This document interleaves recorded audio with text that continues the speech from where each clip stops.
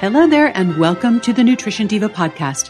I'm your host, Monica Reinagel, and this week we're talking about fermented vegetables and a possible link to stomach cancer. Nutrition Diva listener Brian wants to know, do the benefits of fermented vegetables such as sauerkraut and kimchi outweigh the risk of getting stomach cancer? I understand that Koreans who eat a lot of kimchi also have the highest rates of stomach cancer. So I'm wondering whether increasing our consumption of these products in order to help the beneficial bacteria in our guts is worth the risk. Brian is right. People in Asian countries where fermented vegetables make up a large part of the diet do have higher rates of stomach cancer than elsewhere in the world. 50 years ago, stomach cancer was one of the most common types of cancer diagnosed worldwide. And the good news is that the global incidence of stomach cancer has declined significantly over the last decades. This is due in part to precipitous declines in smoking, which is a significant risk factor for stomach cancer. It's also due to better detection and treatment of H. pylori. That's a type of bacteria that commonly infects the digestive tract and can cause stomach ulcers, as well as stomach cancer. H. pylori is readily eradicated by antibiotic therapy, and now that we know to look for it and exactly how to get rid of it, ulcers and stomach cancer are far less common. However, the incidence of stomach cancer remains high in Korea and elsewhere in Asia. And believe it or not, the very high consumption of fermented vegetables is thought to be one contributing factor. Now, this is a little confusing, right? Because eating more vegetables is a good way to reduce your risk of cancer. And, as Brian points out, fermented vegetables also contain probiotic bacteria, which foster a healthy gut.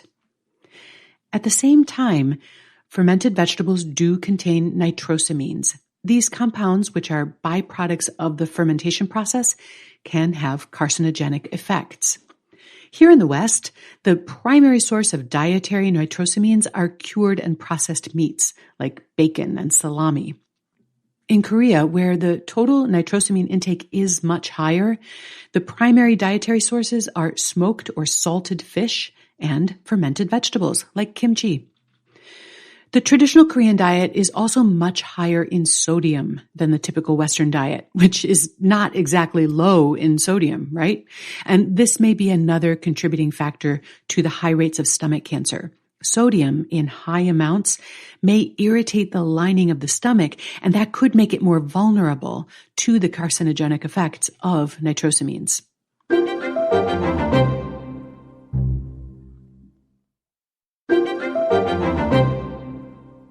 Another thing to keep in mind is that the traditional Korean diet, while very high in fermented and pickled vegetables, is often quite low in fresh vegetables. The nutrients in fresh vegetables, especially the vitamin C, can neutralize the nitrosamines in the digestive tract.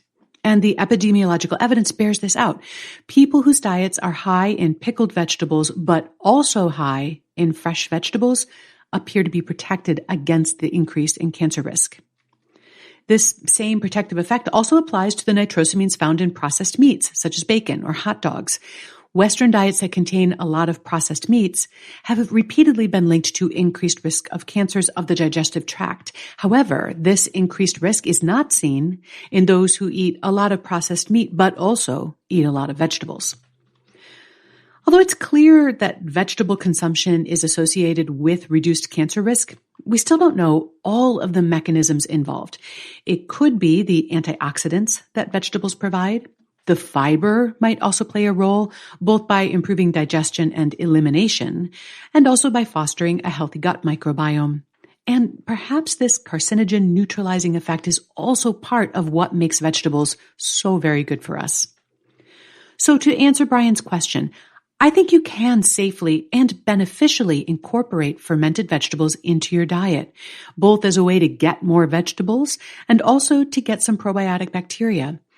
Just make sure that your diet also contains plenty of fresh vegetables and not too much salted, smoked, or cured meat and fish. It's fine to enjoy those foods on occasion, just not as a daily staple. You'll find a complete transcript of today's show along with links to the research and some related episodes on our website at quickanddirtytips.com. And you can also search the entire archives of almost 650 episodes for your answers to other nutrition questions. If you've got a question I haven't yet answered, you can email me at nutrition@quickanddirtytips.com or leave me a voicemail at 443-961-6206. And if you're looking for support in pursuing your health and weight goals, please check out the tools and the resources that we've made available at wayless.life, where we help people create the habits, the mindset, and the lifestyle that help them weigh less without dieting. That's at wayless.life. The Nutrition Diva Show is a Quick and Dirty Tips podcast. It's audio engineered by Nathan Sems with script editing by Adam Cecil. Our operations and editorial manager is Michelle Margulis. Our assistant manager is Emily Miller. Our marketing and publicity assistant is Davina Tomlin. And our intern is Jake Johnson.